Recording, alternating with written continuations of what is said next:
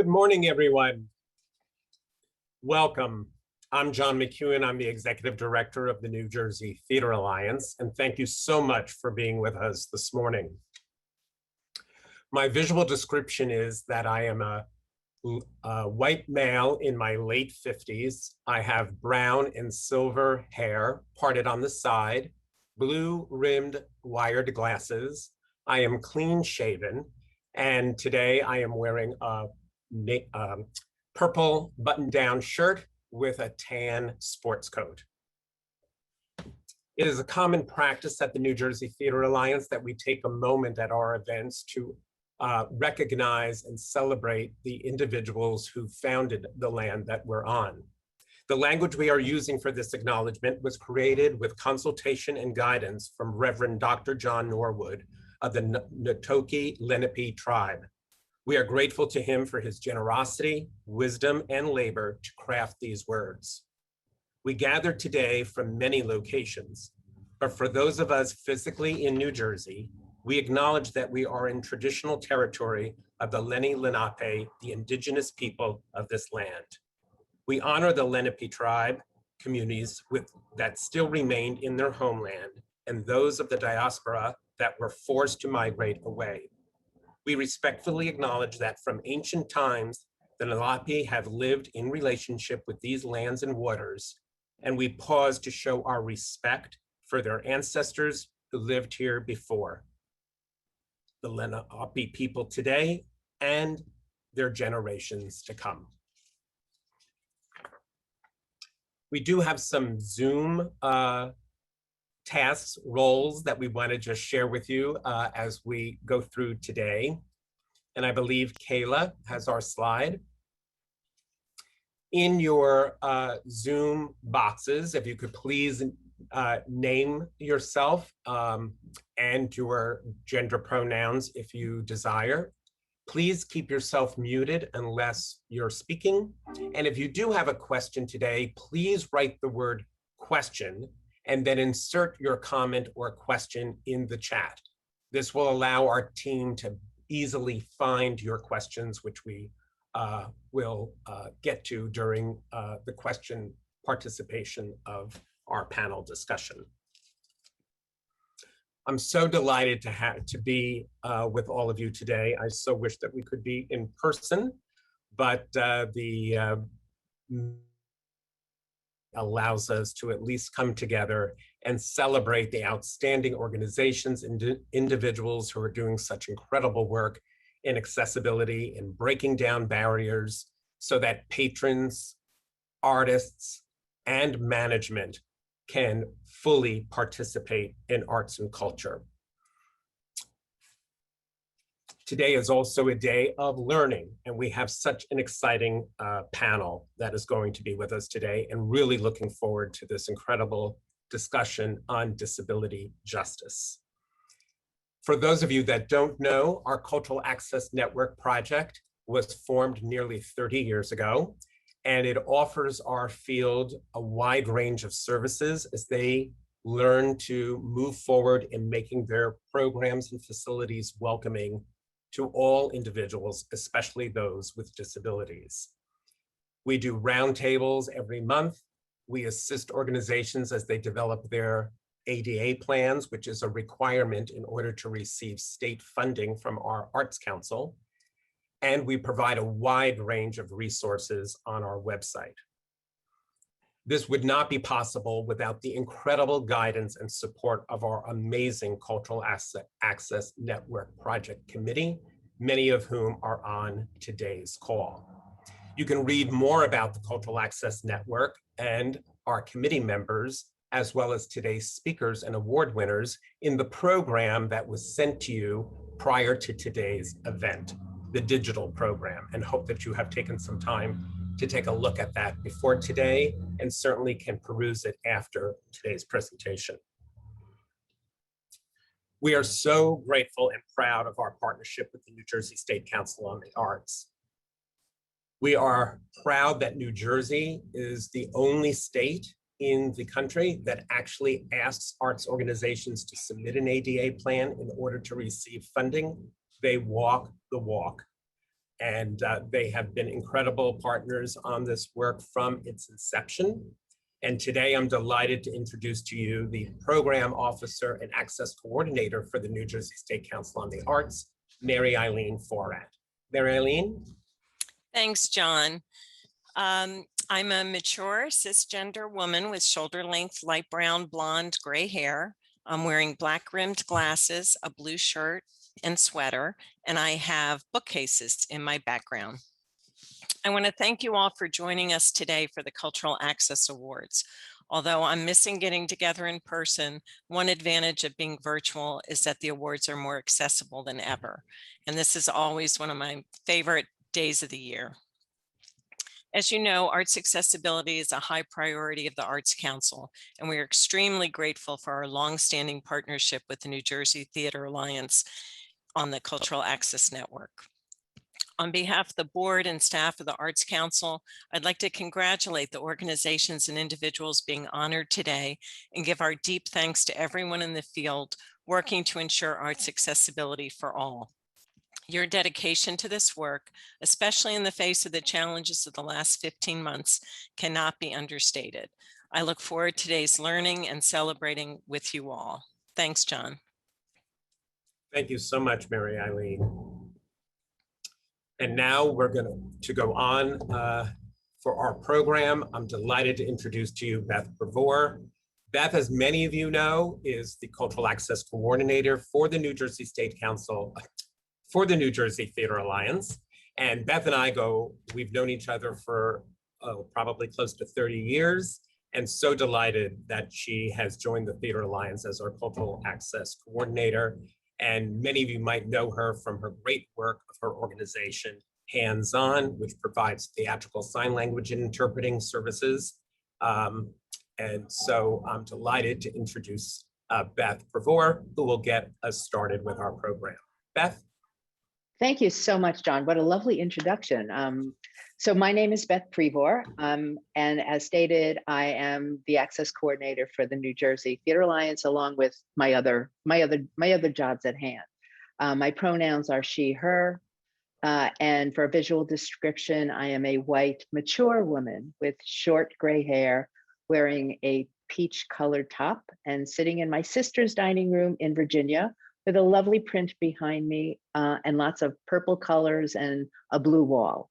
So I'm pleased to be here, and I am so excited and pleased to introduce everyone to our keynote moderator, Sophia Cheyenne. And she will be the moderator for our wonderful panel on disability justice. I am going to point everyone to read her much more impressive bio than I can give right now in the virtual program that you have.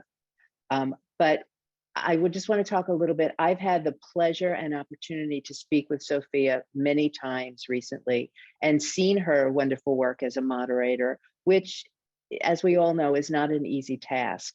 And I can only tell all of you that you are in for a very lively and thought-provoking conversation with a group of friends and colleagues who I hope will leave you with a lot to think about. I feel very fortunate to call Sophia not only a colleague and a teacher, but a friend. And so now I give you Sophia Cheyenne. Take it away. Now that's an introduction, my goodness. Thank you so much. This is Sophia speaking Taigwe. Taigwe means good day in my indigenous language, Taino. Thank you so much, John, Beth, and the New Jersey Theater Alliance for having me and setting up this fantastic event for the Cultural Access Awards. I am a mixed race cisgendered woman with SEDC type dwarfism. I use she, her pronouns. Today, I'm wearing a sleeveless teal collared top with blue earrings. I have long brown curly hair, which is down today. And I'm zooming in from Hicksville, New York, Billy Joel's hometown, the unceded lands of the Merrick and Algonquin-speaking tribes. And I too would like to make a land acknowledgement and uplift my ancestors that acknowledge those First Nations from the lands that I live on and that I am from. I grew up in Brooklyn, which is the stolen lands of the Munsee Lenape people. My family comes from the Dominican Republic, which is the stolen lands of the Taino people. And I'm also from Syria, which is the stolen lands of the Kurds. And I share my land acknowledgement as a personal practice to hold myself accountable to the people and the land on which I build my life, I raise my child, and I enrich my community.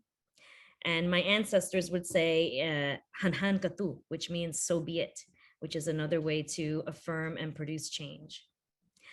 Once again, I'm just so honored to be here as the keynote and to open up our discussion today with this incredibly timely and important topic on social change and disability justice in the arts. So I'd like to share a little bit of my story, and then we'll roll into the panel. So the day I was born, my mother was at the end of her perfectly natural pregnancy with a very successful birth. And the moment I was brought into the world, the room grew silent and full of curiosity. My parents, who are non-disabled, average height people, not knowing anything about dwarfism, were overwhelmed with doctors and scattered information and the many uncertainties that new parents feel after they have their first child. So I bring this up because their only knowledge of dwarfism at the time were the movies and stories that they grew up with, like Snow White and the Seven Dwarfs, or The Wizard of Oz, or Willy Wonka and the Chocolate Factory. Oh, I just want to acknowledge that there was an interpreter change. Was everyone able to, was that change okay? Did everyone get the access they needed for that, for the interpretation? This is Monique, it's fine. Okay, thank you so much. So yeah, my parents only had access to those stories like Snow White, Willy Wonka, The Wizard of Oz, where people like myself, dwarves, people who have dwarfism were depicted as oddities, fantasy characters, perhaps not even human. But there I was, baby girl with big eyes, lots of cheeks. And I wasn't some grumpy old bearded man or a green-haired orange factory worker. And yes, that was a joke, and you can laugh. The fact is that I have a rare form of dwarfism. It's called spondyloepiphyseal dysplasia congenita. You could call it SEDC for short. I know that that's complicated to spell. And I am one in every 100,000 births. So in every 100,000 births, someone like me comes along. And there are over 400 different types of dwarfisms or skeletal dysplasias. And throughout my entire life, I've navigated the rooms that grew silent, where people were innocently curious and spaces were not built for me. From my first day of school, trying to reach the paper towels, to just last week when my husband and I went to dinner at a restaurant and we couldn't find the accessible ramp. And it was behind the restaurant near the dump truck. So I've always navigated this beautiful, complicated world. And yet I always ask the question, why? Why is this so hard? Why isn't there equity? Why can't we hold each other accountable? And this is something I'm going to ask you all to hold on to and listen as you're listening to our conversation today. Why? Why am I a theater maker? Why am I an arts curator? Why am I here? Why does this matter? When I chose this profession of being a performer, it took me a while to find my voice and see my worth. The lack of representation, it matters and it impacts me as a performer every single day. When I don't see other theaters accurately portraying the diversity of the world, it's a constant reminder that those that aren't represented are told, you don't belong, you don't belong. So it does matter. It actually matters a whole lot.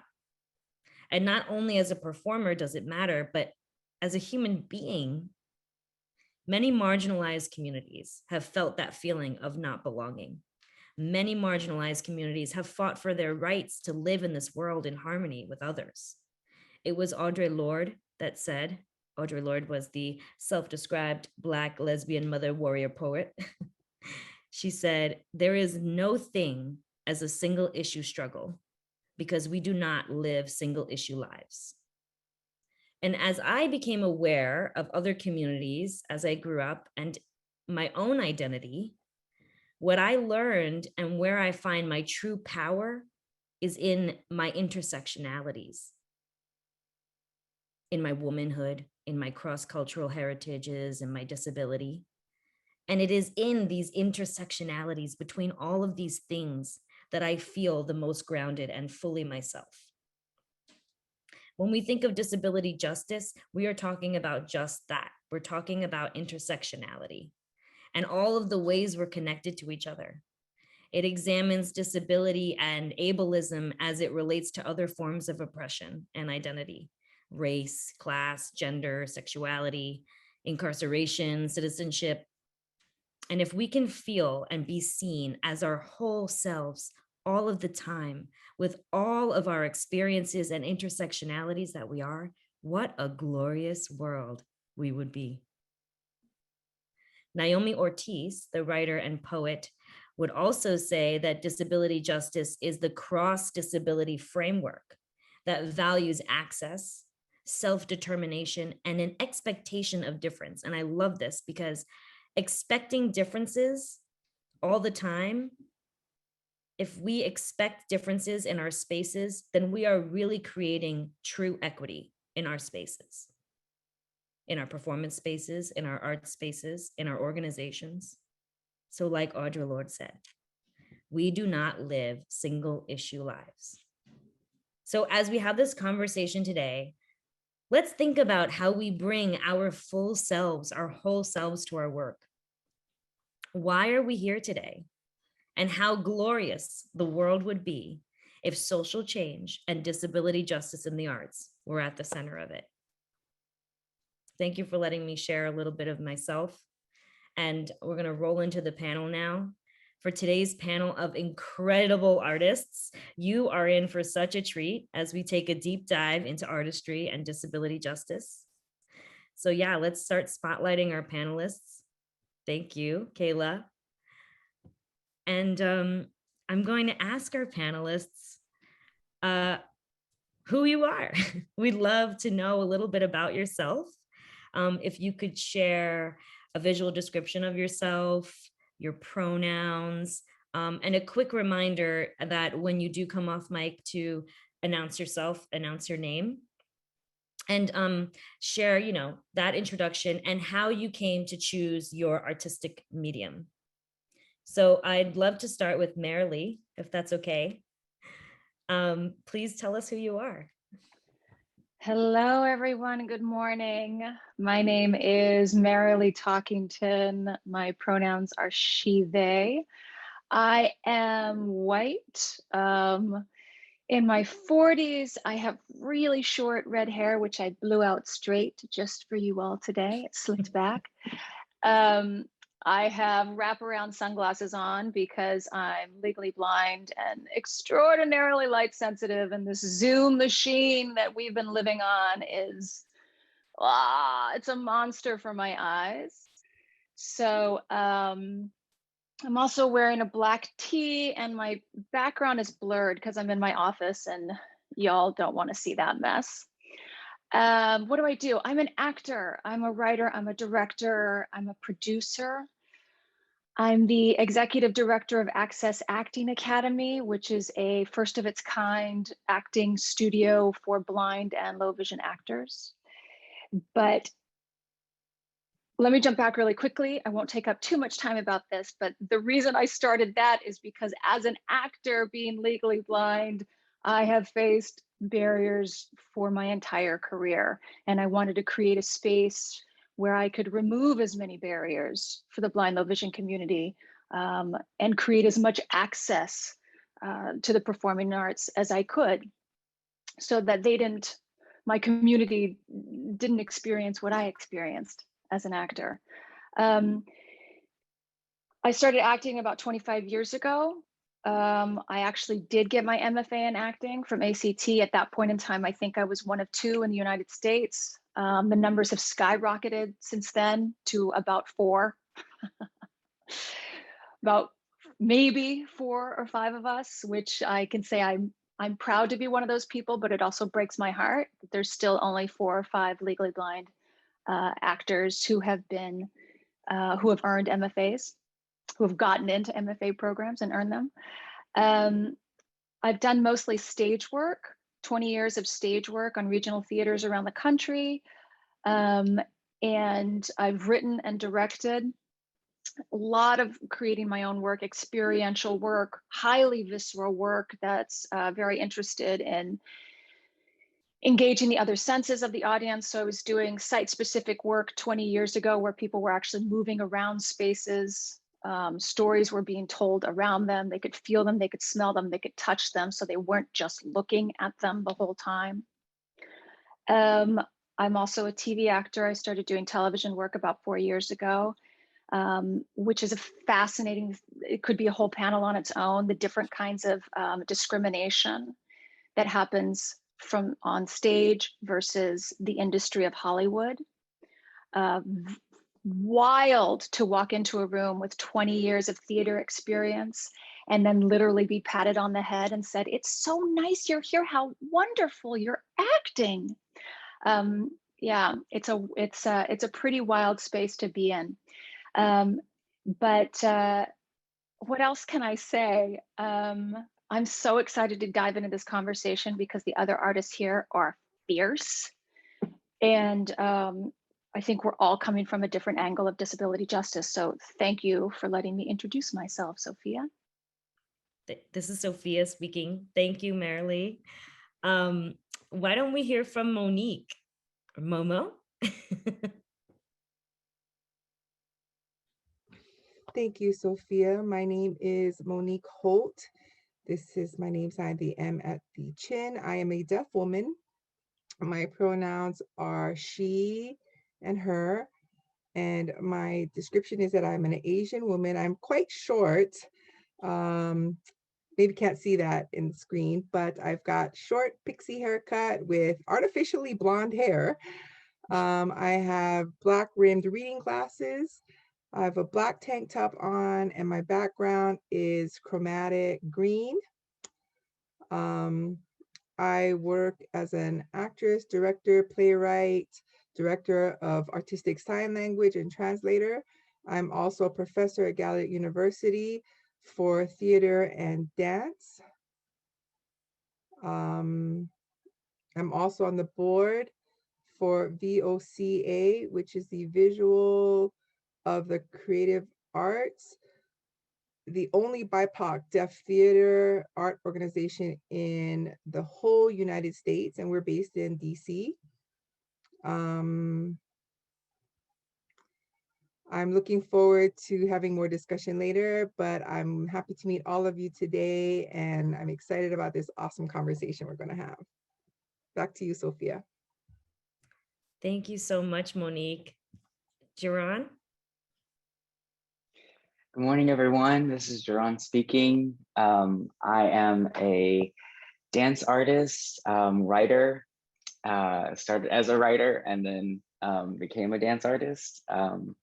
I'm a dark-skinned Black man with a 5 o'clock shadow right now and a visual mustache. I've got mauve-colored cropped hair, and I'm wearing a kind of pinstripey button-up short sleeve shirt. I'm sitting in my living room in Harlem, and behind me is a cream-colored wall and shelves with little knickknacks on them. I'm really excited to be here as the trajectory of my career has been so unique and different. And I found it to be the stuff of life that the disability community and my entry into the disability community came through my deepening in aesthetics and artistry. And I count those as the reasons why I am the artist I am. It's only because of community. And so with that, I find disability justice to be generative across silos, across disciplines. And in this desired post-pandemic life, we are finding that the cultures that we have long held underwater are now being used correctly and as they were prescribed. That disability culture can be named as something that's generative for more than just a ghettoized group. So so excited to be up in this conversation because it needs to happen. I'll also be sharing a solo of mine today from a piece I made in 2016. So I'm very excited about that. It's a revival of summer. Back to you, Sophia. Sophia, thank you, Geron. You sort of segued into the next question I wanted to ask, so that's great. I'd love to pose a question to Marilee or Monique, whoever wants to go for it first. So when you hear the words disability justice, what comes to mind?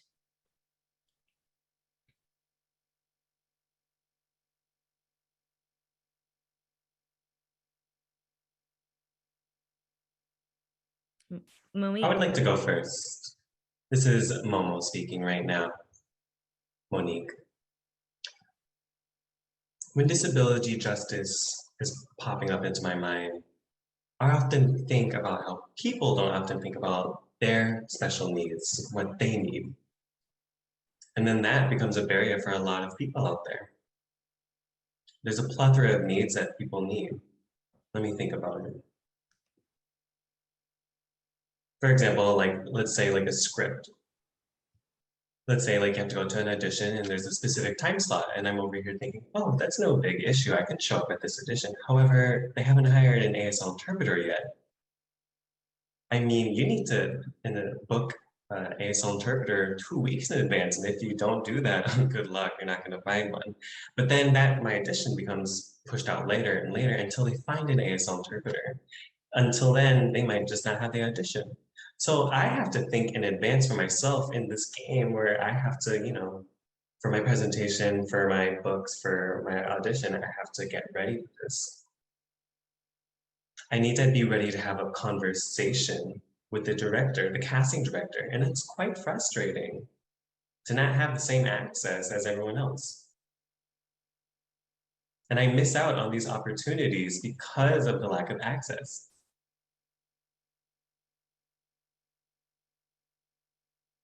And for example, when I think about my friends who need wheelchair access, if they're running into barriers as well. And maybe they're just small steps, even if it's a few centimeters of steps, it's still not accessible. They're not huge steps, but if there's still a few centimeters of space, it's still not accessible for people with wheelchairs. So what does it mean for us actors who are disabled? We miss out on these opportunities. People in theater need to have disability access, but they're not thinking about disability. They are not disabled, and they're not thinking about people with disability. It's disability injustice, and it's awful and frustrating. We need to hire people who have disabilities because they know their stuff. They can speak for their own community, our own community. So I would like to have someone else speak to kind of add on to that. This is Sophia again. Thank you so much, Monique, for that. Marilee, do you have anything to add? Yeah, thank you, Momo. This is Marilee speaking. So I think the big thing, when I think of disability justice, 3 things kind of pop into my head. One is accessibility, right? Accessibility, finding,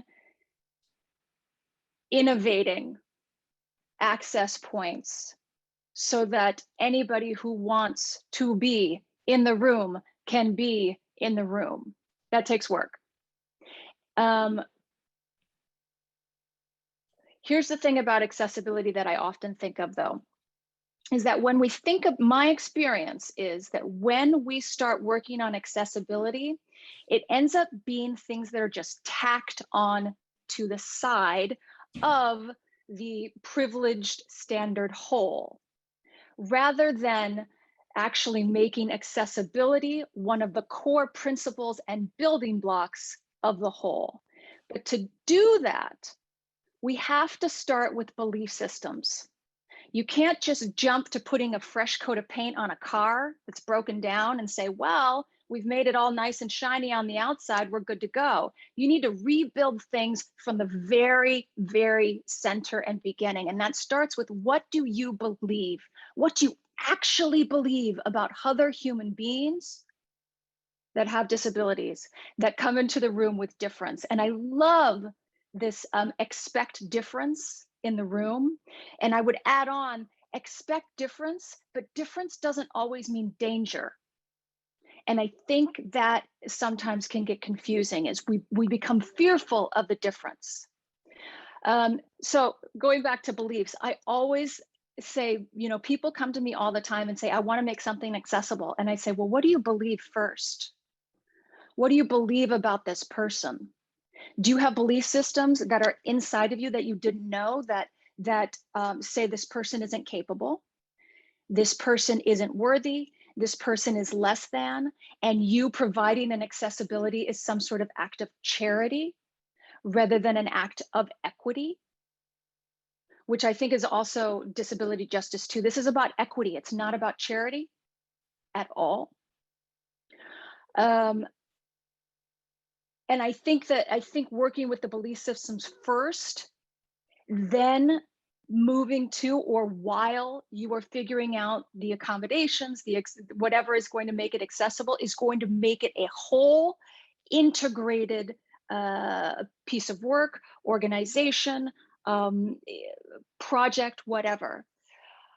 Momo said something interesting last time that I'm sure she'll want to talk about today, but the difference in language between when we say DEI, diversity, equity, and inclusion, inclusion by definition is saying, well, we've got our whole, we will include you in our whole, versus let's get rid of that whole and actually build something new. I think you used the word intersectionality, Momo, and I don't want to steal that from you, but I've been thinking about the word belonging. Yes, I did use intersectionality, yes. I've been thinking about this is the Momo word, speaking as well. thank you. The word belonging versus the word inclusion, because inclusion is like, yes, you can come into the group that we've already established all the rules and structures around, versus we are all belonging in this space and let's build together. So those are some of the things I think about when I think about disability justice. Thanks. This is Marilee. I'm done speaking. This is Sophia again. Thank you so much, Marilee. Monique, would you like to add? Yes, this is Momo speaking. I would like to add. Thank you, Marilee, for bringing that up. I want to elaborate further on that, especially with the notion of inclusion. And yes, I have ripes with that word. It is, oof. And people are not realizing how separatist it is and what that truly means. For example, you have the organization here, and you have an individual with a disability. The organization wants that person with a disability, and so they bring that person up, right? But this person with disability has different needs, and the person with disability is realizing, oh, this organization is rife with problems. So the organization is like, okay, I need to find a way to get this person in, but it's not a full integration, right? The disabled person is still at the cusp, at the edge of being included. They're not fully belonging to this space. And I'm realizing, oh, they're usually saying like, oh, you need an interpreter. You don't speak our language. You, and you. There's an emphasis on the disabled person. I think we need to change our belief systems and our perspectives. And how do we do that? We have to look at the word and change it to intersectionality. We need to make it intersectional. I mean, we need, the whole world is full of art, and we need to include everyone and be mindful of differences. Because if you want to bring on a person with disabilities, for example, communication barriers, and you have to get an interpreter, it's not a fact of, I have to get an interpreter for you. You're getting an interpreter for the organization because you don't know my language. You don't know what's going on. So if you think about internally, what are you doing as an organization? You have to work together to bring in that person instead of making it about them. Marilee, your comments were phenomenal. And you're right. There needs to be early preliminary conversations before anyone does anything. For any projects, people must talk it out. They must include people from the beginning with disabilities. They have to be thinking, oh, what do we need to think about before we do this project? What do we need to establish before we do these things, and kind of check things off, right? Like, do we have the script ready? Are we being inclusive? What kind of director do we want? What kind of a cast do we want? What are we looking for? What kind of stage are we setting up and establishing? All of that, we have to think about universal design, clothing, the setup of the stage. We have to think about everything, right? And once that's taken care of, think about the budget and get the budget ready to allocate the funds to the right people to make it a seamless project. That way you can go ahead without any issues. And then you can make a project that doesn't have barriers. But usually when people don't think about this ahead of time to streamline it, then it's not accessible. It's really important to think about this, especially for organizations, to think about it ahead of time. Thank you. This is Sophia again. I absolutely agree. I like to say that in my experience, organizations, theaters are reacting instead of being proactive. You know, it's really about the pre-work. It's about the pre-thought and how we can prepare ourselves for anybody to access our art. So thank you so much for bringing that forward. Geron, I know that you already tapped into what disability justice meant to you, but do you want to add to the conversation at all? Well, certainly, this is Geron. Thank you, Sophia. Certainly, I love the words belonging. I love the invocation of intersectionality. I also want to add in contradiction and conflict and the space for dynamic, because I do think that one of the aspects of this work is that we have to have a right for refusal and a right for change in the midst of it. So there is a way in which the relationship does have to, or should, like any good relationship, include a sense of dynamic. That yes, with all this pre-work, but then not to be codified or even interpret a sense of codification or a sense of maybe ritual or even institutionalization of even a practice that would then undo the kind of ethos of justice work, which itself is malleable and different and has different. So, you know, we have to even be careful about naming practices as though they are gods even and unchanging, and even start to police those kinds of practices, because then we will be recapitulating the same kinds of ethos and practices that we're trying to get away from. You know, I think a lot about how insertion into institution for a disabled actor or disabled dancer or disabled anyone, someone who is historically marginalized, getting to a place of prestige in an institution is valorized. And so then we often maybe even stop moving that institution forward because we're like, oh, I got my coin, I got my award, I got my X, you know, or I got my platform. You know, that's where it gets a little bit cagey, because the disability rights movement, I think, as a precursor to disability justice, and I'm sorry, Hercules, if I'm going too fast. The disability rights movement thought about gaining entry into structures. Disability justice might be saying which structures are unhealthful or unhealthy and need to be reworked. And that's what I'm very curious about, is how is our insertion going to change the ways in which these institutions are at all? So that's end of thought. Thank you. Sophia, this is Marilee. Can I just tack on? Absolutely, please. Just one. I love what you're saying. The acting studio that I started, Access Acting Academy. One of my collaborators, my main collaborator, Jeff Crockett, the conversations that we are continually having is not just how can we make the work that's already, the teaching practices, the teaching pedagogy that's already existed, not just how can we make that accessible, but how can we actually take the entire teaching technology and move that forward?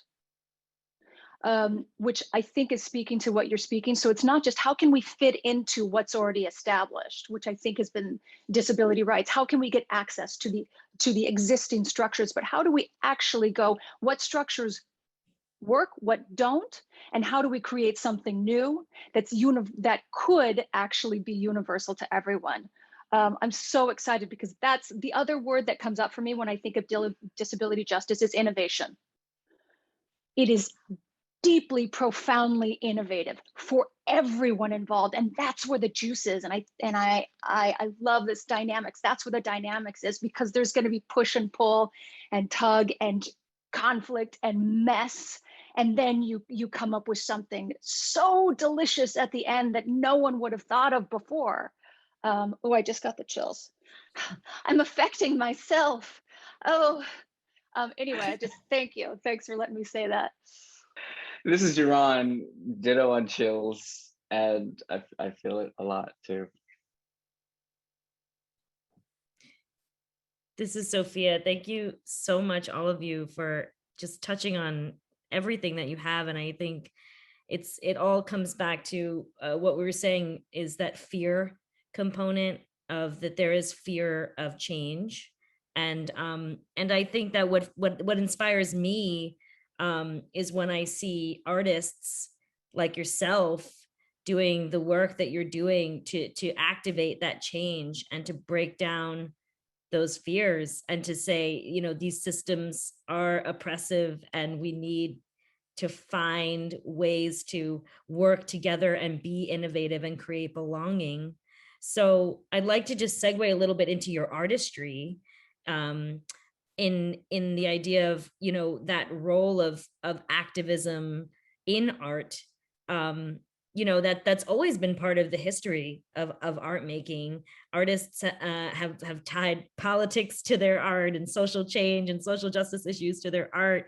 So I'd love to know how you all maybe use your art as activism or to impact social change at all. Momo, would you like to start? Absolutely. This is Momo speaking. I've noticed with theater literature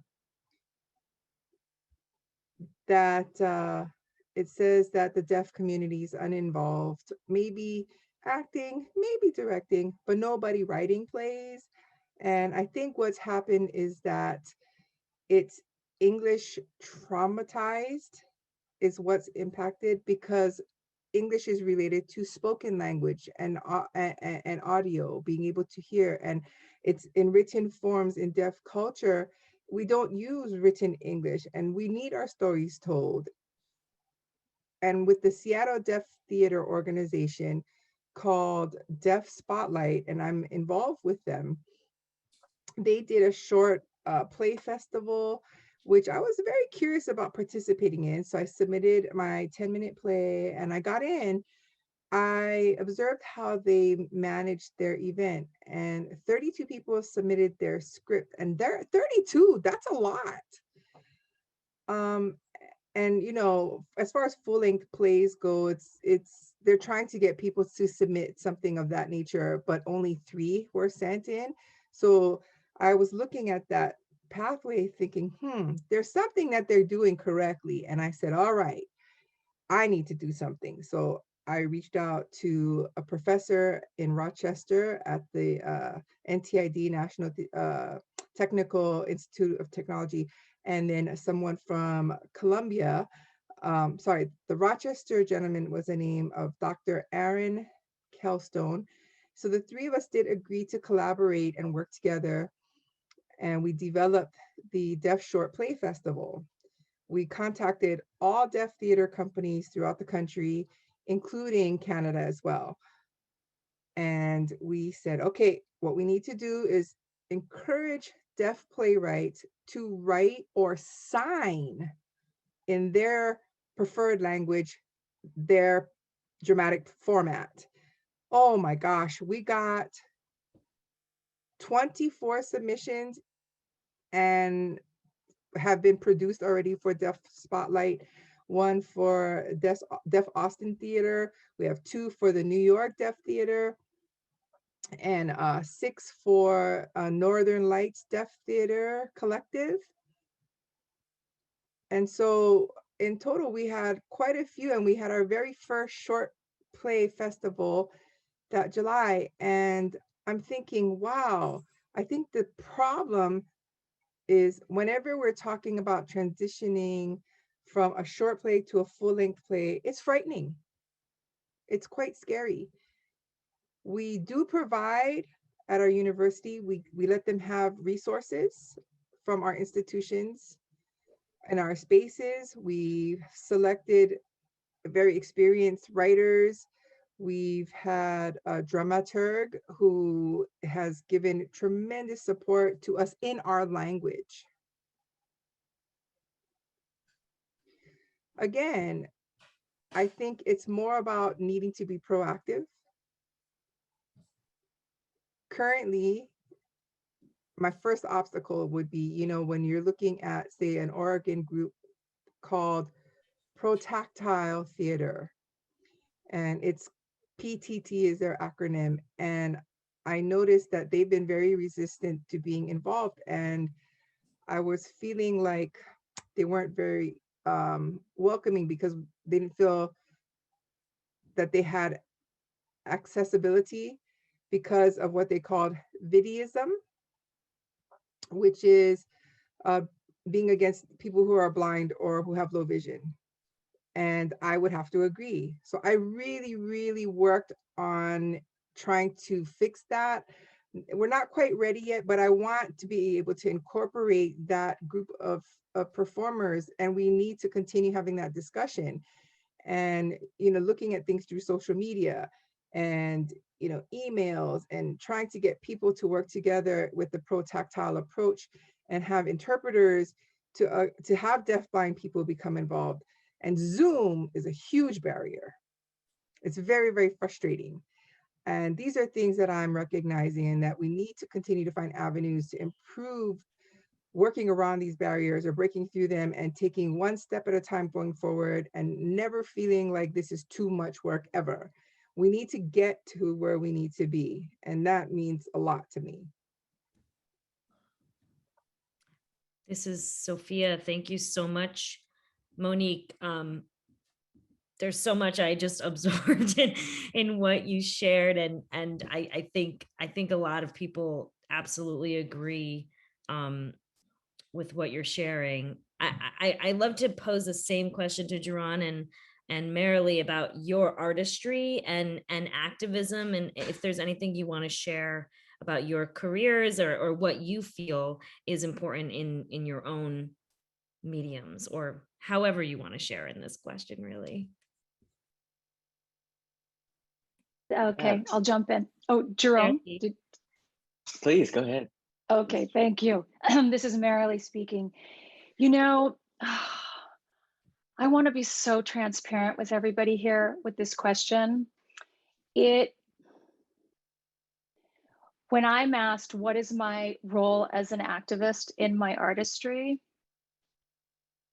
I both welcome it and I push it away. Because for a couple of reasons. One, just my body and space on stage is a declaration of activism, because there's so few people like me on stage, which means it doesn't matter what I'm doing. Sophia, I know you can speak to this. I know all of us can speak to this. And then there's work that I do that does include disability.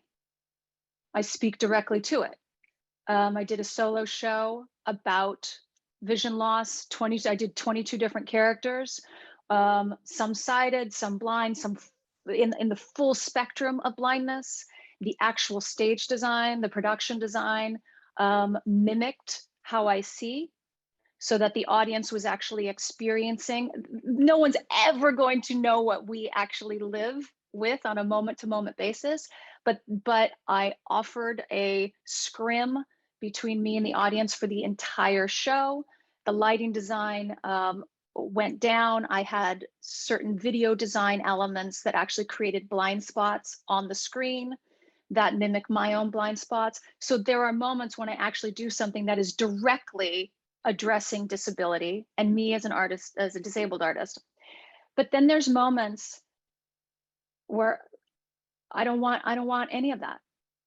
I want to tell a story that I'm not actually trying to teach somebody about disability. I want to do just a story about love or betrayal or sex, you know, and whatever comes up, comes up. I think the thing that kind of can weigh my heart a little bit in this conversation is now, because I think all of us on this panel have a certain level of visibility in certain communities. So now when I go into the room, I am expected to teach. I'm expected to be an activist in the room. And I'm good with that, but what I'm coming into the room with is being an artist. So let's do art, and if activism comes up, great. But that is an enormous amount of emotional labor to come into an artist room and be like, well, what's your activism for today? You're gonna teach us about how to be better.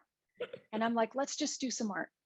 So I don't know if I answered your question, but I just have a lot of feelings around it in general. Thank you.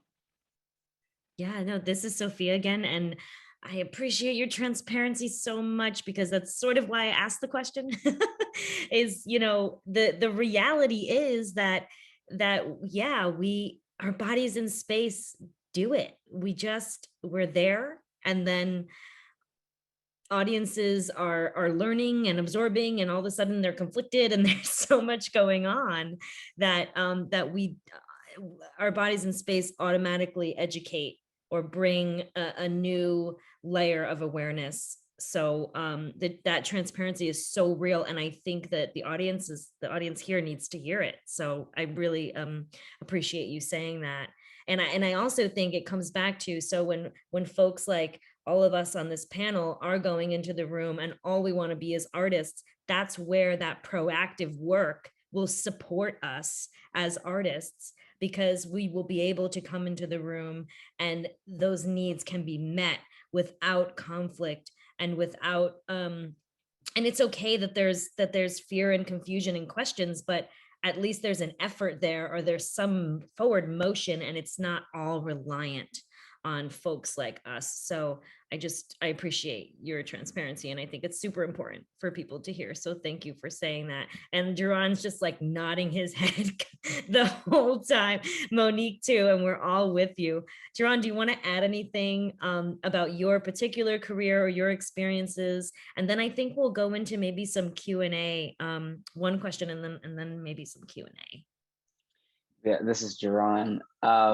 I am just in knots right now about like all that's being said. It is exactly how I feel. And I would just add that in my art, I strive to articulate embodiment and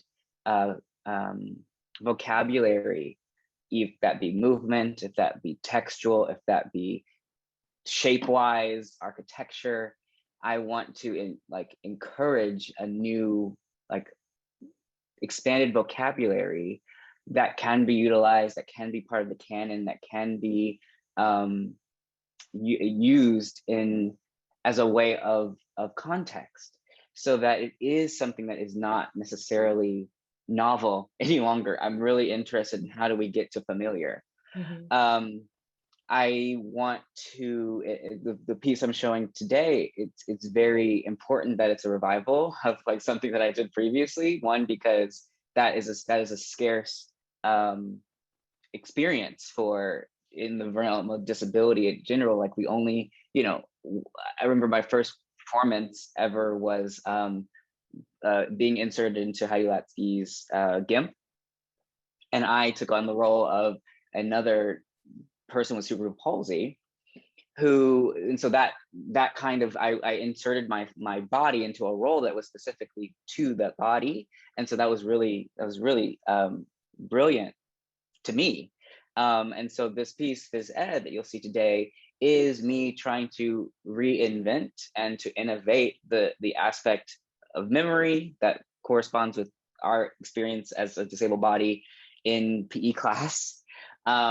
And similarly, other pieces have tried to reinvent a context. So I love using vocabulary as a central factor to really dissect and critique words and their uses and their value to us as a way of like gaining new, deeper languages out of that.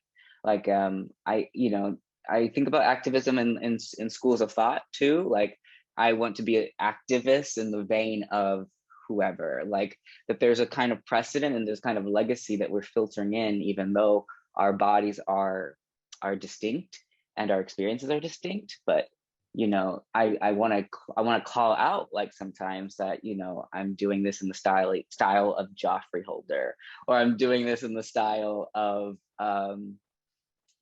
sometimes it can be Dan Daw, or the style of Alice Shepard, like that be something that I actually name and actually think through, that the legacy is there, and that I'm adding to a context. End of thought. This is Sophia. Thank you so much, Geron, for sharing that, and we can't wait to see your piece. Okay, so I have one more question. Let's try to make it a quickie. So give our audience one tangible action that they can take after they leave this Zoom room. In context of what we've just shared, what is one tangible action that they can do? Anyone have a thought first? Yeah, Marilee, hand right up. Love it. Well, okay, this is Marilee. This is a huge tangible ask, but I want you to look at your organization, and I want you to count how many disabled people are involved in your organization. And I want you to compare it to the national average of how many people are disabled in the United States, which is 1 in 4. Do you have 1 in 4? Do you have 1? How many disabled people do you have in your organization? Get honest with yourself, and then start making plans to change that. There's one tangible action. Done. Love it. Geron. This is Geron. Mine is, I love Marilee's provocation of telling a story. So I want institutions and theaters, houses to tell a story authentically. Tell a story authentically. What is your impetus for that work? And identify that impetus. It's really, if you're talking about belief, what do you believe about why you're choosing what you're choosing in the work, in the product? Sweet. This is Sophia again. Thank you. Monique, do you have an idea? Yes, this is Momo speaking.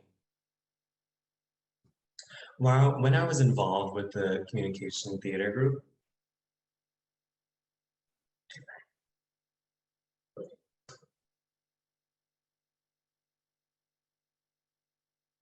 the interpreter had to clarify the theater communication group, the TCG. And I was also a co-facilitator for the EDI, the Equity, Diversity, and Inclusion team.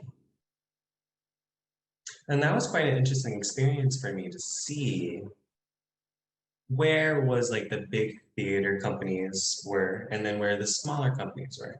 And that was a dramatic difference for me to see, and it really woke me up to kind of notice that these bigger powerhouses, these white theater companies, they get a lot of money and grants, right? But these smaller theater companies are usually struggling. They're not getting a lot. They're struggling. They're trying to find money to support the cultural art that they do. However, these bigger companies have such a bigger standing with their culture and their theater. Because when you think about the grant writing comparison, the bigger companies have more power to get it compared to the smaller theaters. They don't have the grant writing access.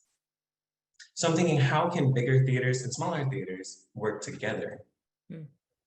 They could say, hey, we'll hire you and we'll bring you on and show you how to effectively write a grant to get more money. And maybe the bigger theater company can allocate some funds to the smaller company.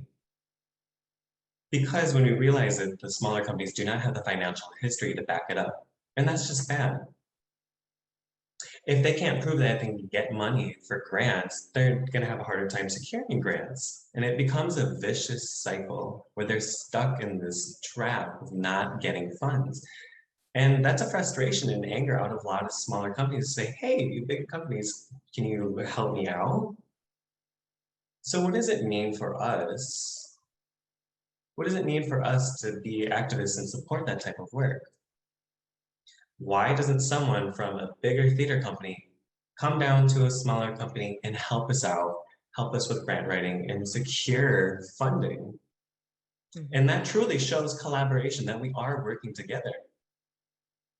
And that's the thing that's recurring. It's a recurring thought for me. It pushes me to think that my group, the TCG, we have to not only look at just doing workshops, that's not enough. We need to develop curriculums.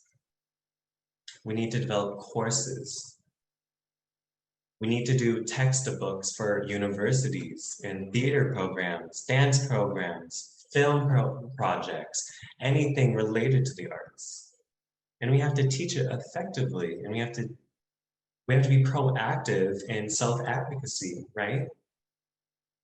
We have to know the language in order to fight, in order to get what we need. And we need to do it together. We need to do it intersectionally, multiculturally. We can't be just one advocating for ourselves. We need to be all together, and we need to have conversations. And I had a conversation with Elena Chang, the director of the EDI in TCG, and she is a great person, but I'm still trying to push her to move things along. And where we are right now, it's amazing. This is Sophia again. Monique, thank you. And it's such a great way to kind of segue into our now community that's going to ask us questions, because together we are stronger and together we can support each other. And it's really, y'all, it's really about letting go of the fear and saying, we can do this as long as we're all here, you know why we're here, back to why it matters and why we're here. So we have a few questions that I'd love to pose to you all. Okay, so this first question was asking about drafting statements, like supportive statements, I guess, for organizations, like what's happening with land acknowledgements. So the bigger question is, what do you all think about the need for drafting statements of inclusion? Would that be helpful for the work of disability justice? Marilee. This is Marilee speaking. Only if you're actually going to do it. I mean, let's get honest. Let's get real about this stuff. Theater companies are drafting statements left and right, and then they put them out in the world, but they're not actually doing the internal work. They're making these statements, and then they're saying, well, we made our statement. And then, so sure, make your statement, but make sure that you actually are going to be doing it from the core. You are going to be living it from the core. So that's what I would say first. Before you actually make your statements, figure out what you believe, what you're willing to change, how you're going to change it, and then make your statement. That's my personal opinion. Thank you.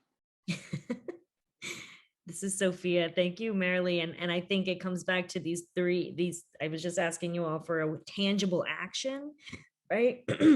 All those actions that Marilee, Geron, and Monique just mentioned, that's part of the work that comes after that statement or before that statement. It's all related. Those tangible actions have to happen. Statements are great, but statements sometimes feel just like statements.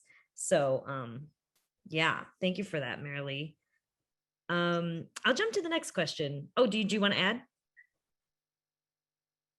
Okay, so the next question is, what are takeaways that people from this webinar can do? Oh, I guess we sort of did this a little bit, but we often do these conversations without real action points for participants. This is the first time I'm reading this, sorry.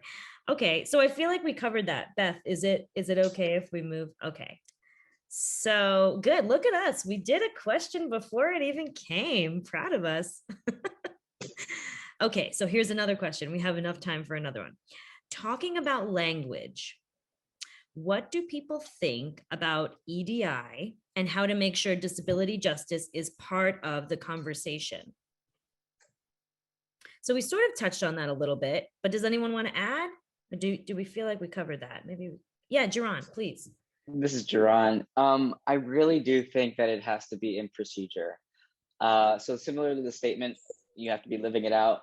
Practically living it out means your rehearsal schedule includes flexibility for body-mind difference and exchange, and that it can be fluid.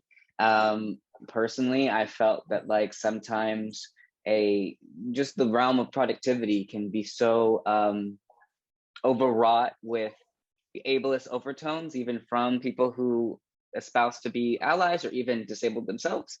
And so we can't get outside of that, you know, or we can get outside of that, but there are ways in which if you're going to include a disability justice aesthetic or ethos, that even the ways in which you come into the room and produce your work need to have some kind of difference. Like you just can't say that, oh, we're going to do a film and then perpetuate the same standards of, you know, timeline that your white non-disabled counterparts do, right? So it's like, what is the actual thing that looks different? How is it cultural? How is it helpful to the people that you're inviting? And that takes a bit of, that makes the productivity of the thing a backseat to the body, mind, and to the inclusion of the person that you've asked to come. Back to auditioning or even like calls or anything like that, practically, I would say give people enough information that they can make their own choices.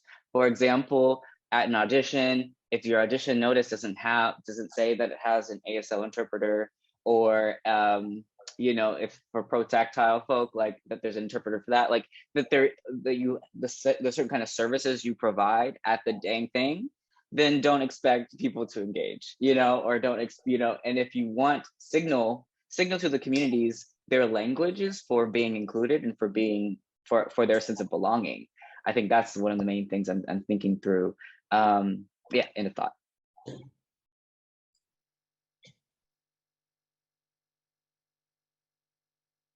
This is, yeah. I would like to add on to that. This is Momo speaking, Monique.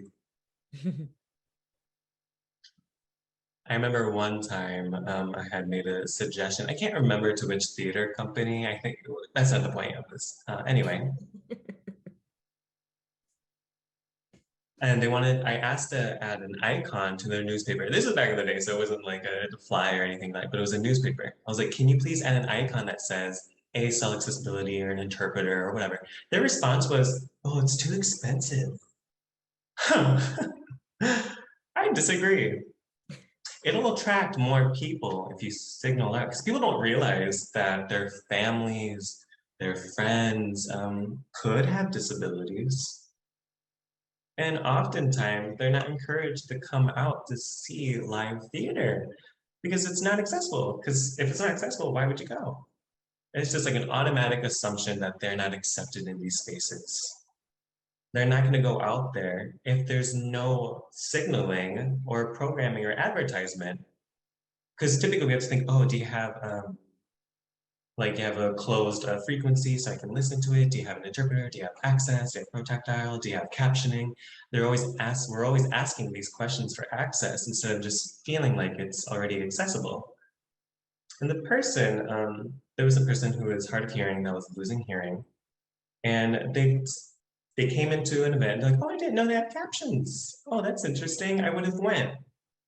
I think it's important for people to share in their advertising that it is accessible and that creates for inclusion. And this shouldn't have to say like, this is for normal able-bodied people, this is for disabled people. It needs to be together and intersectional, and you need to be loud and bold with your organization and how you market yourself. That's just my comment. This is Marilee. Again, I want to add on that, and I think I said this in our pre-conversation, that there's an organization in the UK that doesn't use DEI acronym anymore. They use IDEA, which I'm now subscribing to, so that accessibility is always part of the DEI statements, ethos.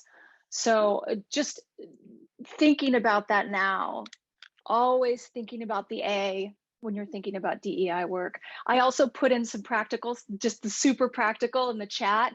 Blind, low vision folks, you want to make things accessible, make things accessible text, audition sites, the scripts, websites. Make your website accessible. If your website is not accessible, you're literally saying, you don't belong. We don't want you. Make your website accessible, all text accessible. That is just key foundational, tangible task you can do too. Thanks, I'm done speaking.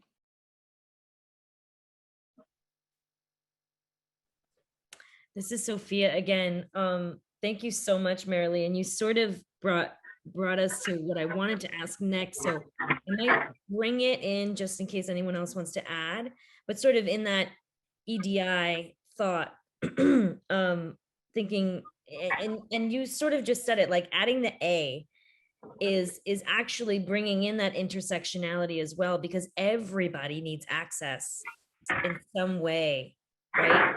So when we think about moving beyond that EDI thinking and framing, you know, what can we do? How can we go beyond that inclusion thought? Is it adding the A? Are there any other thoughts that maybe Geron or Monique you have in how to look beyond the DEI, EDI conversation that hasn't included disability for so long? Any other thoughts on that? And then we'll close out.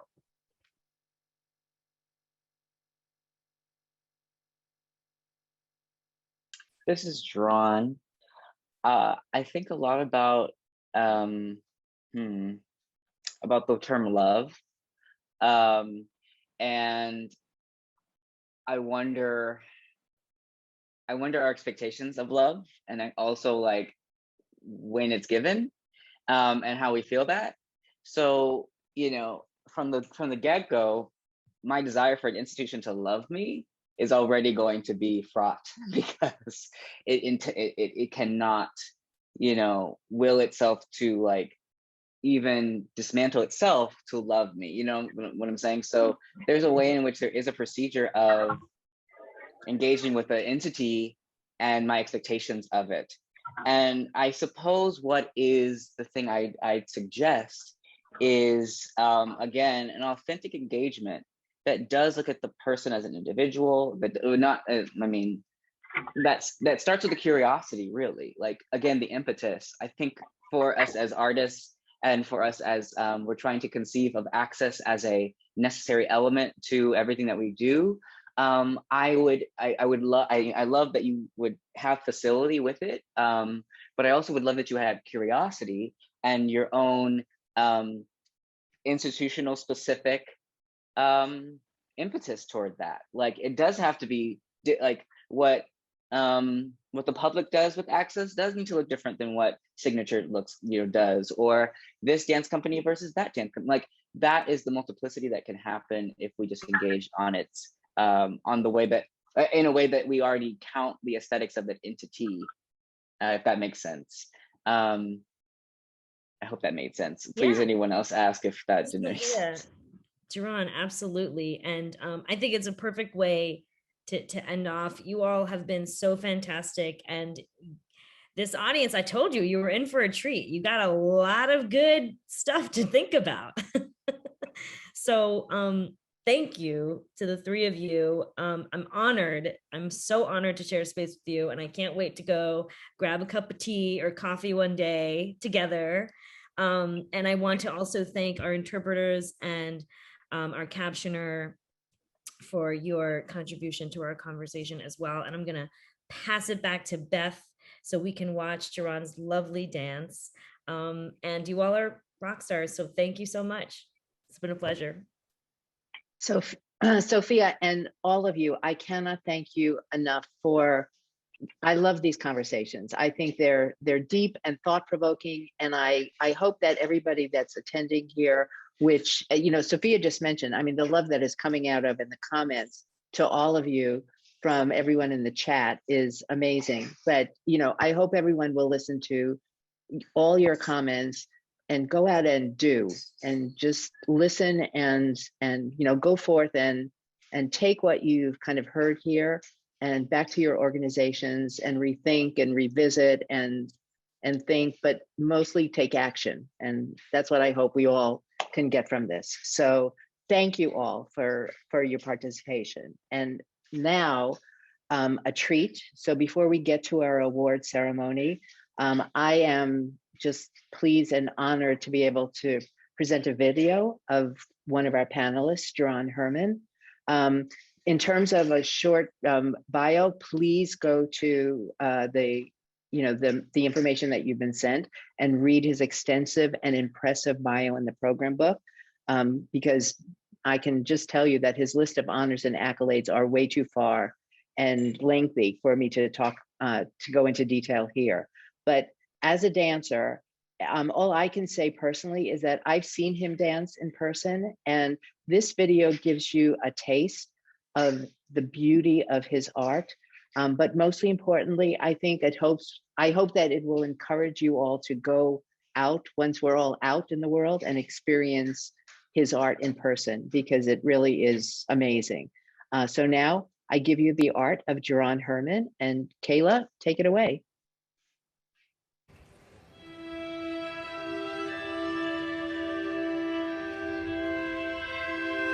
Lights come up. In a small pool on a bleach blonde dance floor, Geron, a dark-skinned black man with a full beard, lays on his side. His left leg twitches casually. He's wearing a red chiffon transparent shirt and athletic red shorts with white piping down the side. It's a gym uniform.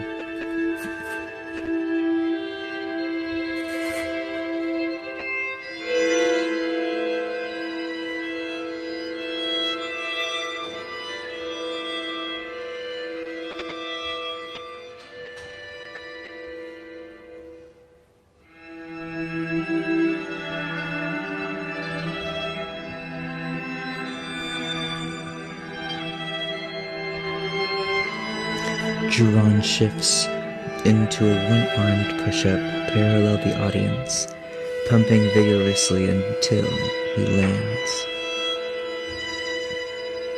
Exhaustedly.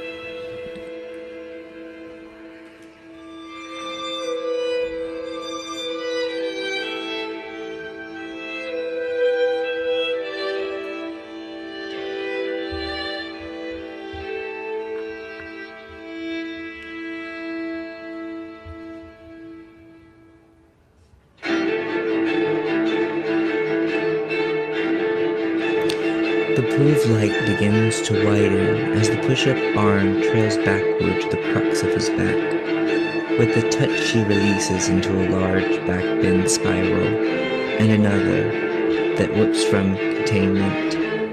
He grabs at the floor in circular fashion until he's at standing, circling.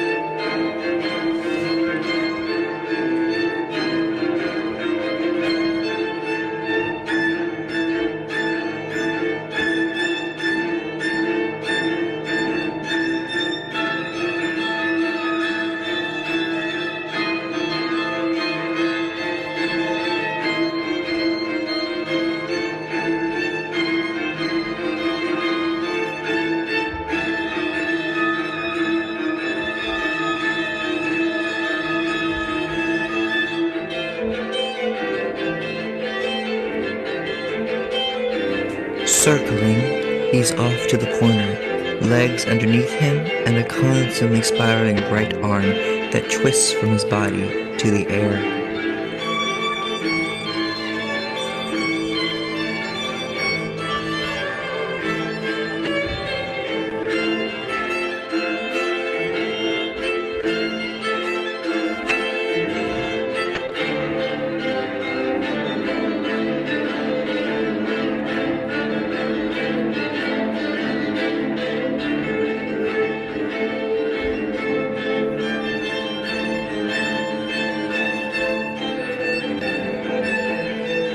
He strikes down with an arrow arm as the music swells.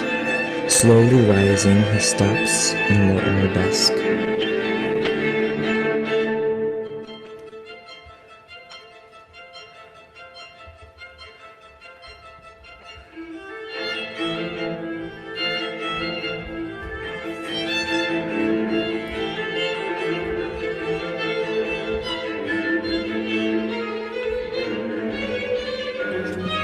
From the arabesque, he undulates to the other upstage corner, now placing his tightly held left arm behind him in a series of turns, the restraint of so many classes. Repairing those old ways?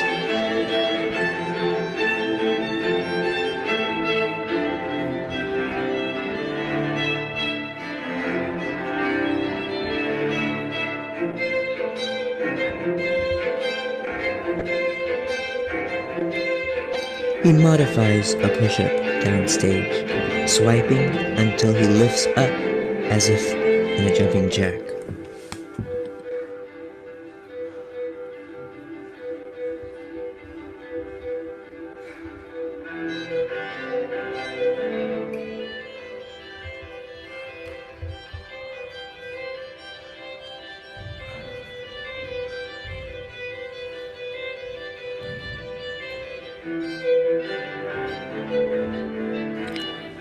The energy whips him across the stage in several high arabesques until he's pushing the upstage wall with increasing vigor.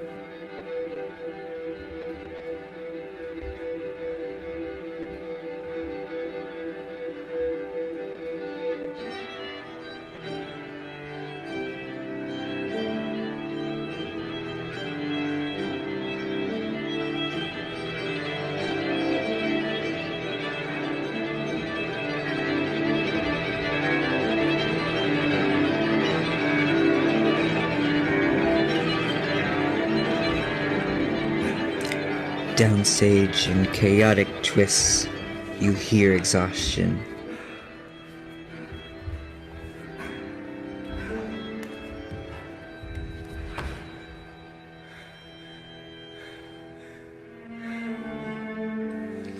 He lands on his back, writhing. Geron's right hand twitches, matching a chord.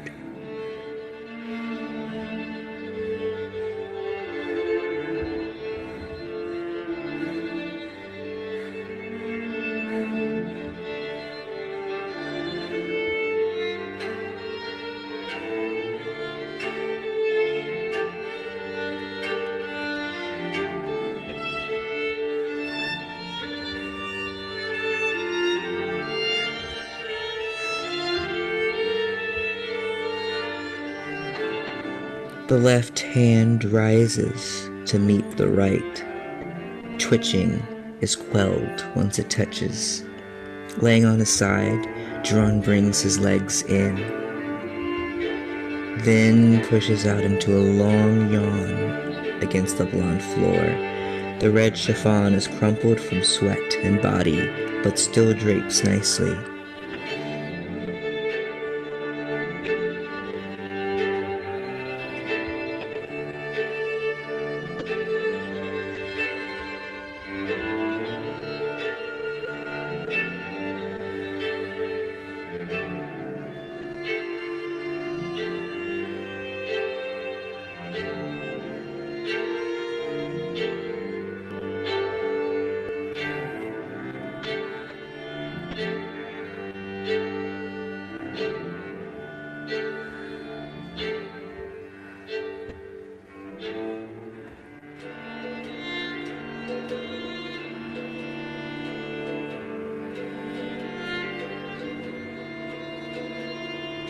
Face down, a hand languidly pushes him up to sitting.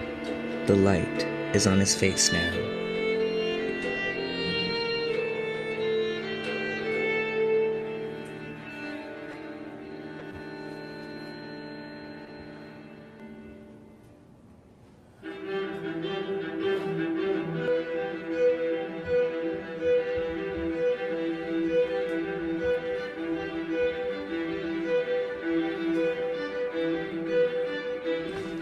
An accumulation.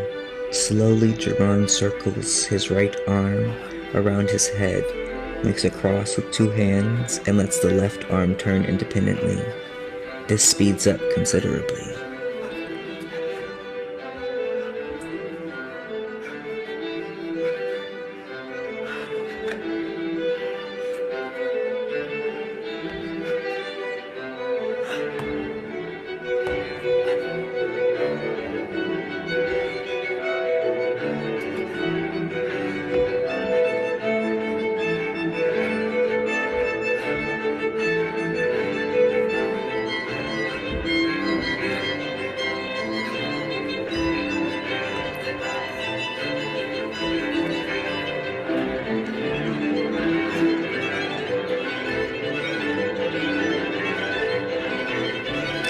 He stumbles but repairs, now leaping with abandon. Laterally, upstage, laterally again.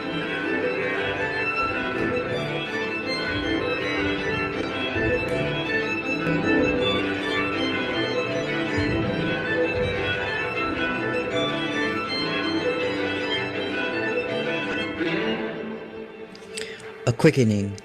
The music has him in its grips. He runs away, first upstage, then across several times. The exhaustion is apparent.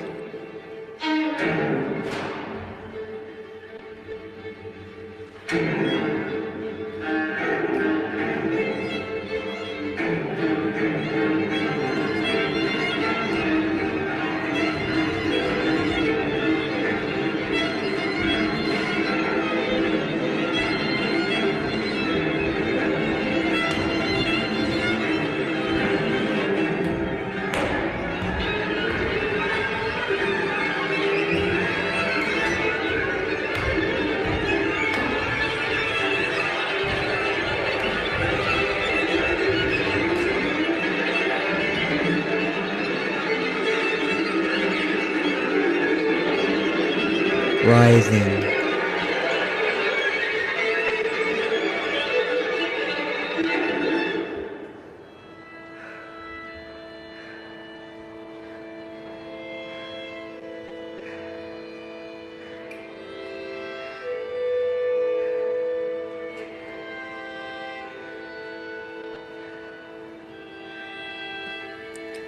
He can rest. Facing the back crumbled. Successful? The right arm tightly bends. The body awakens and collapses as lights go out.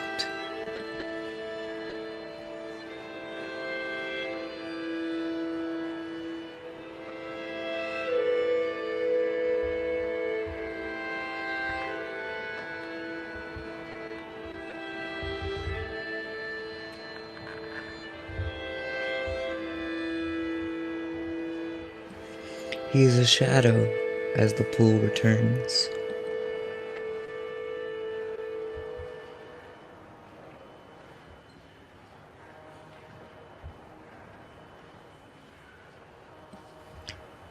Moving to that floor. He looks up. Blackout.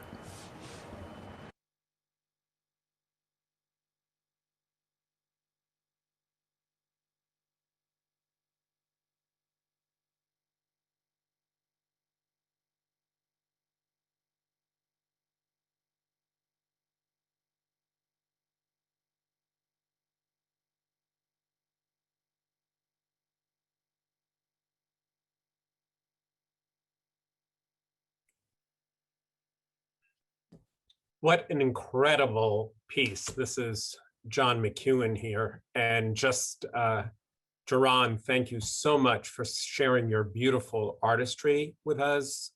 It also was wonderful that we had an example of audio description, which was done so beautifully. So thank you so much for sharing that incredible piece with us. And once again, please show our love for Sophia, Marilee, Geron, and Monique. What an incredible panel. Rock stars you all are. thank you for the insights, for your transparency, for the incredible tips that you provided. As Beth said, we want to take all of your great information, but the important thing is that we've got to put it into action. We have to continue to work together, to learn from each other. And I loved one of the things that Marilee said about statements. Important to think about what you believe in, what you're going to do, and then write the statement. And I think we're always going to be working though. And I think this is a journey that we're always going to be perfecting and moving forward. But the important thing is that we have to show action, and we have to communicate and not work in silos. And thank you for such an incredible discussion this morning. Really outstanding. And I want to thank Beth so much for all of your incredible support and all the work that you do for this initiative and for the Alliance. And a shout out to the amazing Theater Alliance staff, Erica Nagel, Deontay Griffin-Quick, and Lauren Mancuso. Incredible team, not only for this event, for everything that the Alliance does. We're so grateful for all of your gifts as well.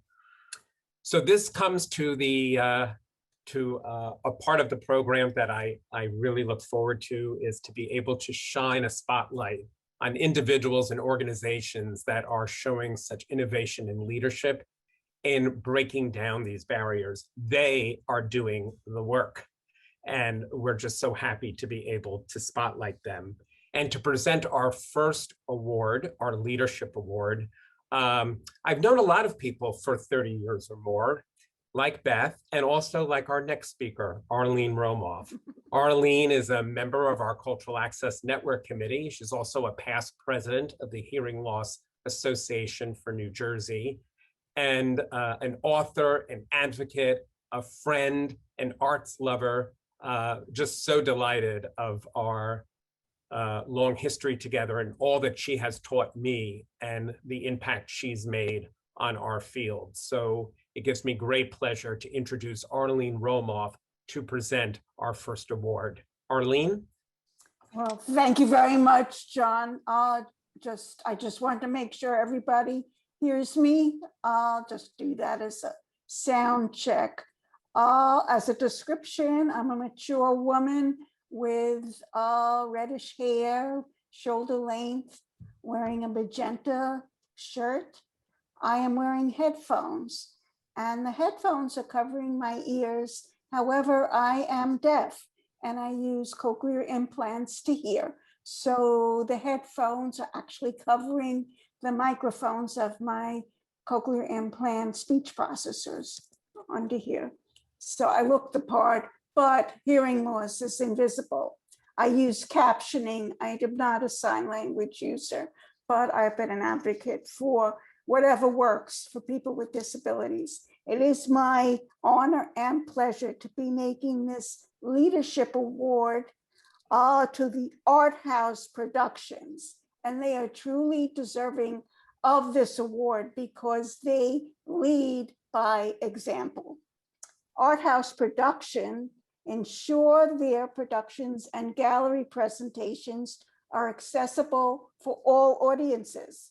Their focus on accessibility has not been an add-on or an afterthought, but the center of their programming priorities, budgeting and coordinating effective live sign language interpretation and closed captioning, engaging with activists and leaders in their community, and platforming artists from diverse backgrounds and differing abilities.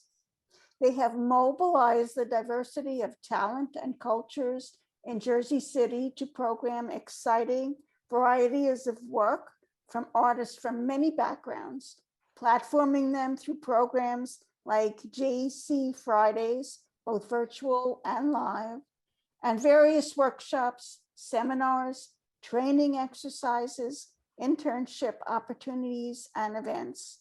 By amplifying the voices of local women artists and artists of color, they use their strength and role in the arts community to help steer the community into a more inclusive stage. I happen to be on their mailing list, and they got my attention because either I use captioning, and either they captioned everything they were doing that I saw, or they, in a prominent place, said they would if you needed it without being told. Now, I've been doing advocacy with John a long time. This is extraordinary. So I am thrilled to be presenting this very much deserved leadership award. Congratulations. I believe Meredith Burns, the executive director, will be accepting the award. Meredith, are you here? Yes. Hi. Okay. Bravo, bravo. Thank you. Bravo. Thank you so much. This is such an honor. My name is Meredith Burns and I run Art House Productions. I am a white woman. I am a mature millennial, and I am rocking a Gen Z middle hair part. And I have some silver hoop earrings. I have some sort of plum lipstick, and I'm wearing a loose turtleneck, white striped shirt with short sleeves. And I am a white woman. I'm an extremely white woman. Can't seem to get a tan because I'm still wearing my foundation from the winter. So I just want to speak on behalf of the board and staff and say how honored we are for this recognition. You know, access is a cornerstone of our mission, and it's an integral part of all of our programming. So it's lovely to be seen in this way, especially as a smaller organization receiving this leadership award. So I guess if there's anything that I can impart, it's that our formula is relatively simple. You know, we really care about making sure that all people feel welcome, feel included, and feel comfortable engaging with our programs. And we work really hard to ensure that. And so I think that that formula is repeatable, it's scalable. I hope you can take that with you. And of course, we also care a great deal about growing and continuing to learn. And a large part of our education comes from our remarkable Access Committee.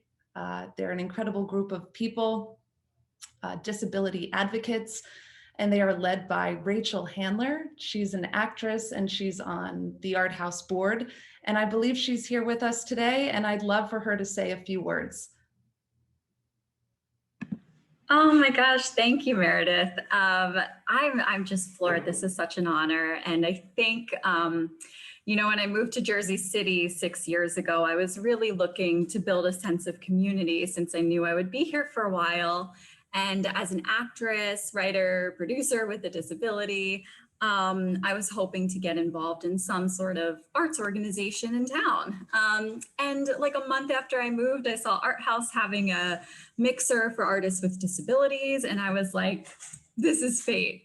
And ever since then, it's just been amazing to see the growth of Art House and the growth of accessibility and inclusion within all of the programming. I can't thank Meredith and Courtney and the whole staff enough for really being so devoted to accessibility. It's a small theater company really in comparison to the big stuff in New York. And I think we do such an incredible job of being inclusive and welcoming and not using the language that's like just boilerplate, you know, we are accessible, like it's like real, you know, you go to our website, it's just like there's heart and soul in the accessibility and inclusion initiatives, and you can see that, you can feel it when you're in the room or the Zoom room. So this is such an honor, and I just have to shout out to everyone on the Access Committee. I know Millie Gonzalez is here.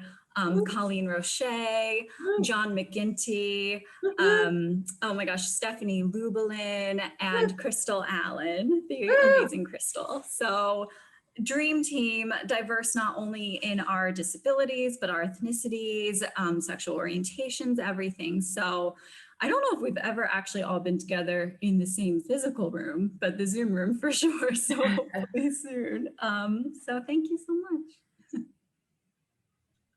Bravo, thank you. So well deserved. If you got my attention, whoa, that is terrific. So thank you. Thank you. Congratulations, Meredith and Rachel and everyone at Art House Productions. We're so proud of you and proud of your membership with the New Jersey Theater Alliance and all the great work that you're doing. And in recognition of your work with the Leadership Award, we will be sending you $1,000 so that you can put that towards your continued great accessibility work. So congratulations to you all. For our next award, I'm very happy to introduce Diane Feldman. Diane joined our Cultural Access Network Committee, I don't know, maybe 6, 7, time just runs together.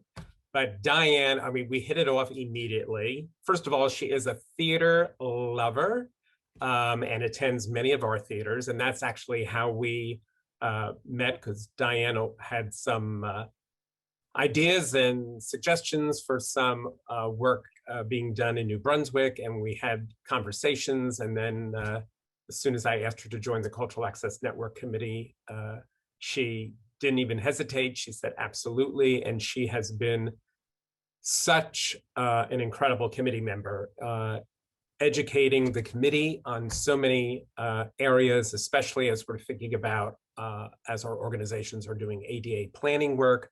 Diane's thoughtful and very honest assessments in the work that's being done around the state has really made such an incredible impact. So Diane, thank you so much for all that you do, for the incredible leadership and the guidance that you continue to provide, not only our Cultural Access Network Committee and the Alliance, but our entire cultural field. And thank you for agreeing to present our next award, the Innovator Award. So please welcome Diane Feldman.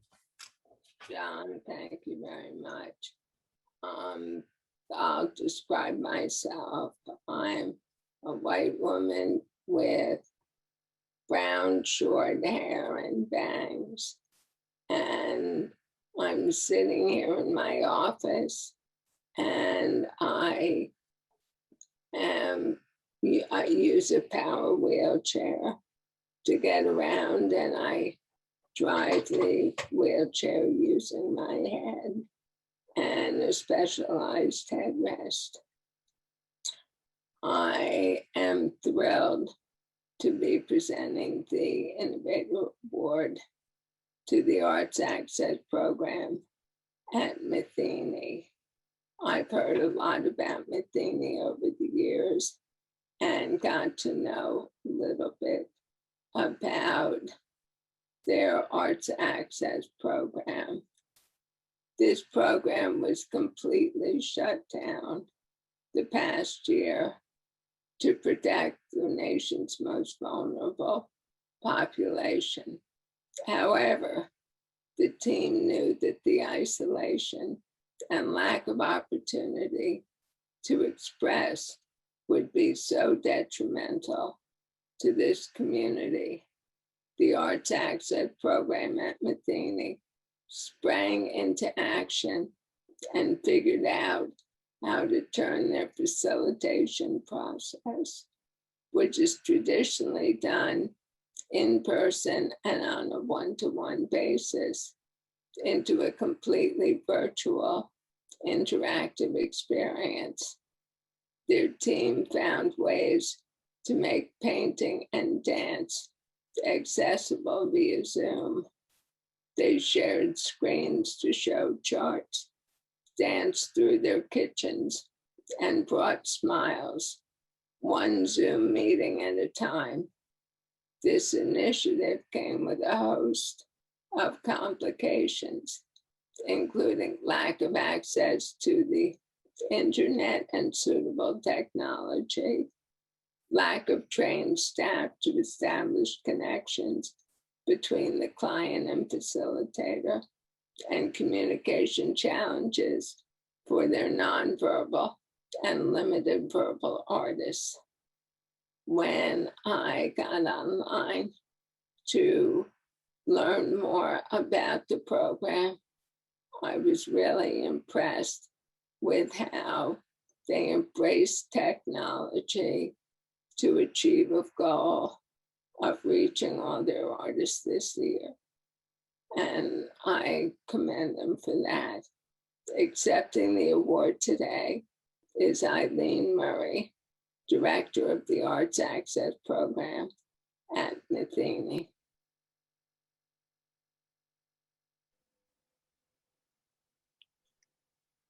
Actually, my name is Heather Williams, and I'll be accepting on behalf of Eileen Murray. Okay. I'm just so blown away and grateful for this honor. I know all of us as artists have had a year trying to figure out how to navigate in these very tricky waters.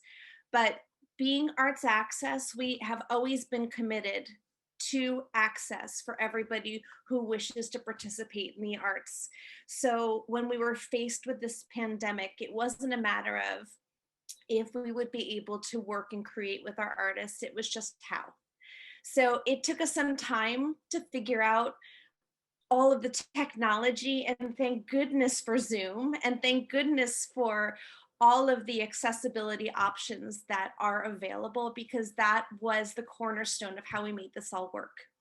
And I can attest to the fact, because I stepped back into the role as a facilitator, that this was a lifeline for many of our clients. And I think as artists, we understand how crucial it is to be able to create. So the fact that we were able to continue doing this was such a blessing. And the blessing in disguise from all of this is it made us it opened up the program to more artists than normally are able to participate, because there was no transportation obstacle, because there were people at home that were able to assist them with communication. So our program actually was able to expand. So we're blessed that we were able to make this all happen, and we're so grateful to the Theater Alliance and everybody involved that made this all happen for us. We're so very grateful. So thanks again for recognizing us, and thanks again for supporting us. And I encourage you to visit our website to find out everything that we're about if you're not familiar with us already. So thank you. Congratulations, Heather, and please send our best to Eileen. Such a role model program. So please, as Heather said, please check out their website to learn more. And Heather, we're pleased to present the program with a $500 check that we will be sending you so you can continue your exceptional work. Congratulations again. And now for our final award, I have the great pleasure of presenting our championship award to Jim Thebery. So Jim joined our Cultural Access Network project in the earliest of days of its forming.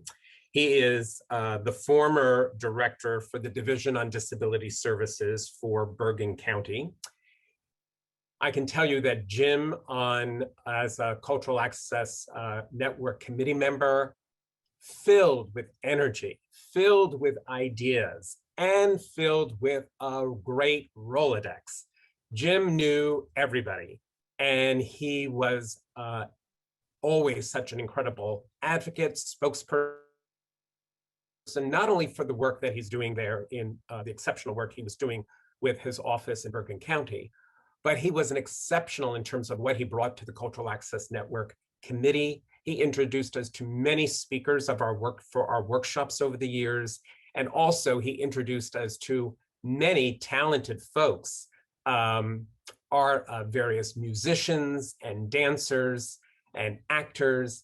that we had the pleasure of enjoying their exceptional work at many past Cultural Access Network award programs. And Jim's energy is infectious. He always is looking for something to do to help. He doesn't believe in the word no. He always believes in, we're going to look into it. We can find a solution. We can work on this together. He was incredible in terms of many of the sensitivity training workshops that we offered at the network. He was always there to be supportive and to provide incredible information to the participants. And he did a wide range of incredible programs in Bergen County, working very closely with the Cultural Heritage Office there to ensure that the cultural venues in Bergen County were accessible and had the information to continue to strengthen their accessibility services. If you get a chance, please take a look at the virtual program that we sent you so you can read more about Jim's impressive background, as well as the impressive background of our other award winners. Jim, thank you so much from the bottom of our heart for your incredible commitment to access and all that you've brought to our Cultural Access Network Committee over these years. And I hope that you're enjoying your retirement. You retired right before the world shut down, but you always have such a positive attitude, and we are just so happy to present you with this year's Champion Award. So very happy that Jim is with us. I don't know if we have Jim on video, but love to hear your voice, Jim. Thank you, John, and thank you, everybody. Excellent panel. In the interest of time, because I know John has a time limit today, I just want to thank everybody for your support and for nominating me, the Cultural Access Network group, for this honor, and it is an honor. Know that I'm still out in the arena, still out in the public. Just recently, I helped the Ramapo Lenape community obtain an accessible restroom facility for the community house. And I'm still working with them and with the towns. And now that the pandemic is lifting, I will continue to volunteer on any committee that needs me, and certainly continue fighting for the uniquely abled. Thank you again, John. Thank you, Jim, so much. So well deserved, and we are so grateful for everything that you have provided the network and our cultural community. Well, that concludes our program. I want to thank all of you so much for spending time with us this morning. I want to thank Kayla Kim Vodapek, our stage manager, for doing such an incredible job in making everything run so smoothly. So thank you, Kayla, so much. Thank you again to Beth and the entire Theater Alliance staff and team. And again, what an incredible panel. We are just also so grateful to you for your time and your insights. And again, Geron, thank you so much for sharing your miraculous talent with us today. So we wish you all well and a safe weekend. Enjoy this beautiful day, and we look forward to coming together in person very soon. Stay well and stay healthy and stay safe. Thanks so much, everyone. Take care. Bye-bye.